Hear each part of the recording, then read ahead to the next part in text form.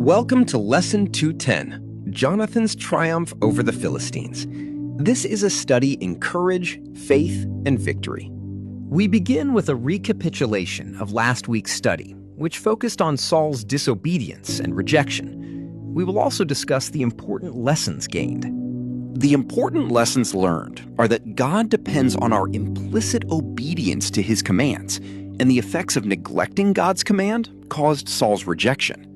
Our memory verse is 1 Samuel 14:6. And Jonathan said to the young man that bare his armor, "Come, and let us go over into the garrison of these uncircumcised.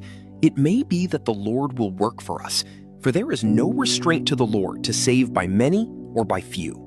Saul reigned 1 year, and when he had reigned 2 years over Israel, Saul chose him 3,000 men of Israel, whereof 2,000 were with Saul in Michmash and in Mount Bethel, and 1,000 were with Jonathan in Gibeah of Benjamin. And the rest of the people he sent every man to his tent. And Jonathan smote the garrison of the Philistines that was in Geba, and the Philistines heard of it.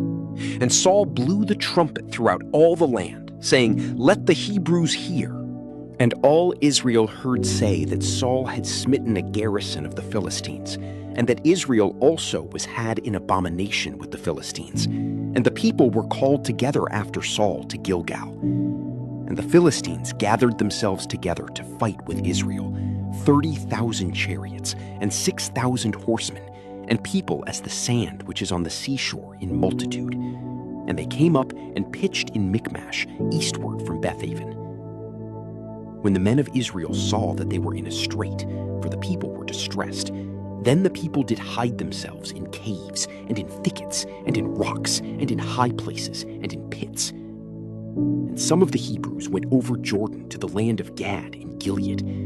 As for Saul, he was yet in Gilgal, and all the people followed him trembling. The Philistines gathered themselves to fight with Israel, with 30,000 chariots and 6,000 horsemen. The men of Israel were distressed and hid in caves. As for Saul, he was in Gilgal, and all the people followed him trembling. And he tarried 7 days, according to the set time that Samuel had appointed. But Samuel came not to Gilgal, and the people were scattered from him. And Saul said, "Bring hither a burnt offering to me, and peace offerings." And he offered the burnt offering. And it came to pass that as soon as he had made an end of offering the burnt offering, behold, Samuel came, and Saul went out to meet him, that he might salute him.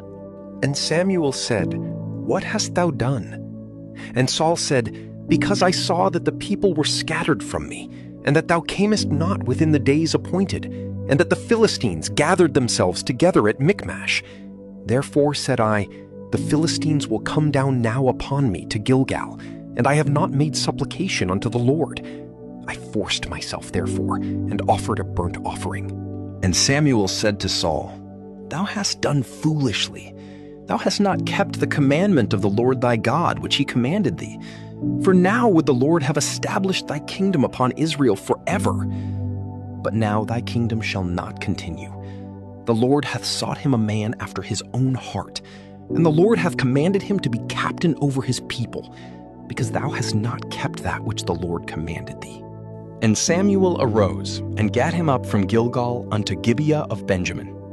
And Saul numbered the people that were present with him, about 600 men.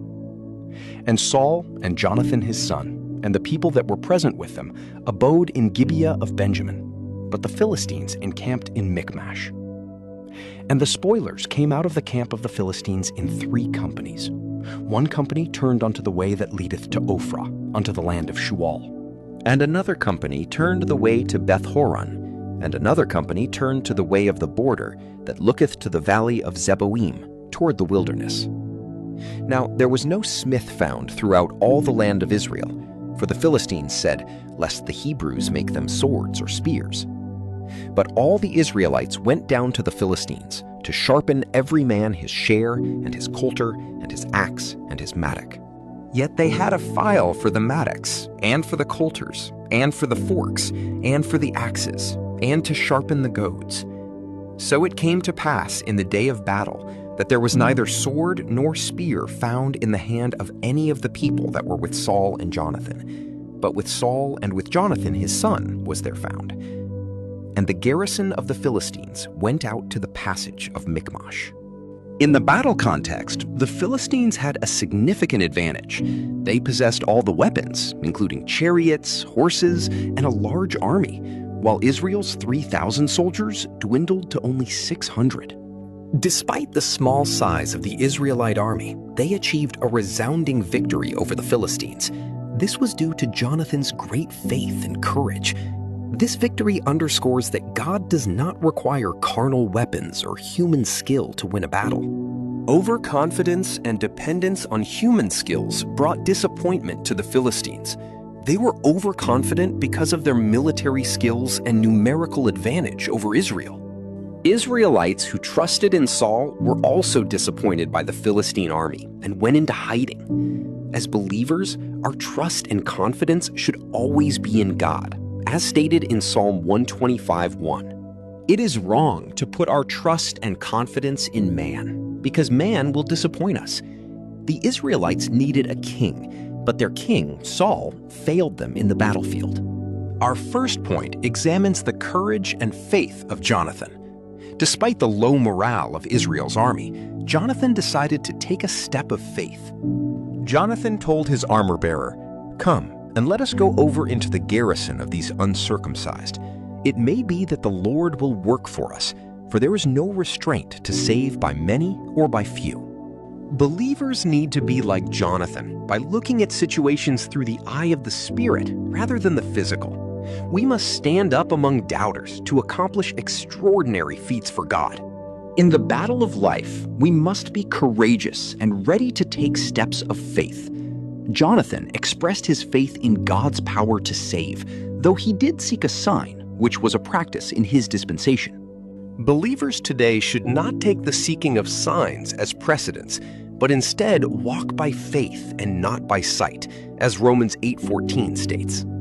God honored Jonathan's faith, granting them victory over the Philistines. His unexpected boldness, combined with God striking the Philistines with terror, led to their defeat. The Lord saved Israel that day. Believers can learn from Jonathan's bold step that brought victory. We must be courageous and ready to take steps of faith, standing tall in the face of opposition. We now address the confusion and furor over the fate of Jonathan. After God confused the Philistines, Saul displayed a religious zeal that lacked wisdom, distressing the men of Israel with an oath not to eat. Saul mandated a compulsory fast to get the army committed to plundering the Philistines, but it was needless. The exhausted army needed to replenish their strength, and Saul's oath hindered them. The oath was absurd, especially as Jonathan, who was not present when the curse was placed, ate honey and violated it. The army's weakness also caused the Philistines to escape plunder. The restriction on food made the Israelite army so hungry that they ate raw animals with blood, violating God's commandment. Church leaders should not impose their will contrary to God's will. Saul's contradictions show he was eager to enforce his own will, even if it meant killing his son. Like Saul, some leaders are quick to enforce their rules while disobeying God's law. The third point is cooperation with and faith in God for victory. Jonathan's triumph is a testament to this principle, drawing upon verses like 1 Samuel 14:48. Israel's victory resulted from the divine partnership between Jonathan and his armor-bearer. They initiated the attack despite the Philistines' superior numbers and weaponry, trusting completely in God for victory. For believers, winning the battles of life requires both trusting God and cooperation with others of like precious faith. Christian leaders need faithful workers to pursue the goals of evangelism, as two are better than one. Question 6 asks, why is cooperation essential for victory in life? The answer is that our foe, the devil, is stronger than us. We cannot conquer the battles of life without cooperation with God. Question 7 asks, explain why two are better than one. The answer is that 2 are better because they have a good reward for their labor. Jonathan's cooperation with his armor-bearer brought victory in battle.